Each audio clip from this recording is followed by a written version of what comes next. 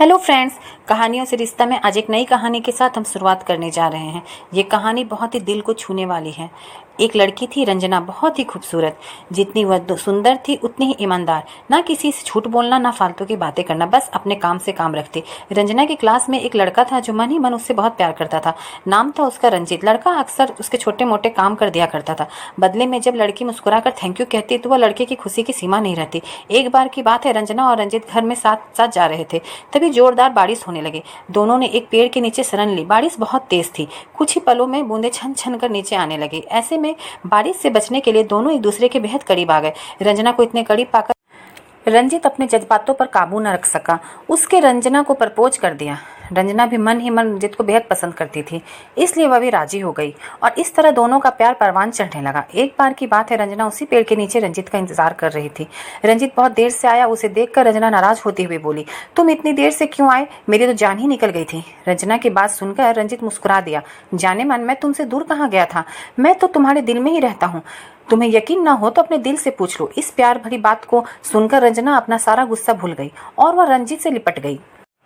एक दिन दोनों लोग उसी पेड़ के नीचे बैठे बातें कर रहे थे। रंजना पेड़ के सहारे बैठी थी और रंजीत उसकी गोद में सर रखकर लेटा हुआ था। तभी रंजना बोली, जानू, अब तुम्हारी जुदाई मुझसे बर्दाश्त नहीं होती। तुम्हारे बिना एक पल भी मुझे 100 साल के बराबर लगता है। तुम मुझसे शादी कर लो, नहीं तो मैं मर जाऊंगी।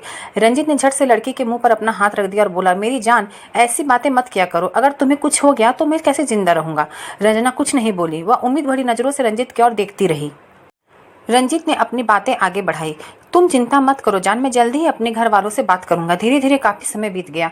एक दिन की बात है, दोनों लोग उसी पेड़ के नीचे बैठे हुए थे। उस वक्त रंजीत का चेहरा बहुत उतरा हुआ था। रंजना के पूछने पर वह उदास मन से बोला, जान, मैंने अपने घर वालों को बहुत समझाया पर वे हमारी शादी के लिए तैयार ही नहीं।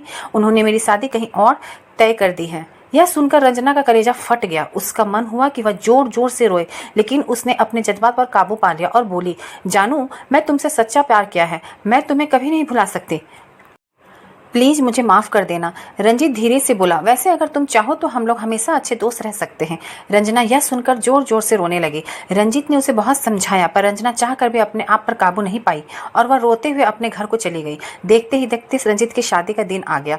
उसे यकीन था कि उसकी शादी में रंजना जरूर आएगी, पर ऐसा नहीं हुआ। हाँ, उसका भेजा हुआ एक गिफ्ट पैक उसे जरूर मिला। रंजीत ने कांपते हाथों से उसे खोला। उस गिफ्ट को देखते ही रंजीत बेहोश हो गया।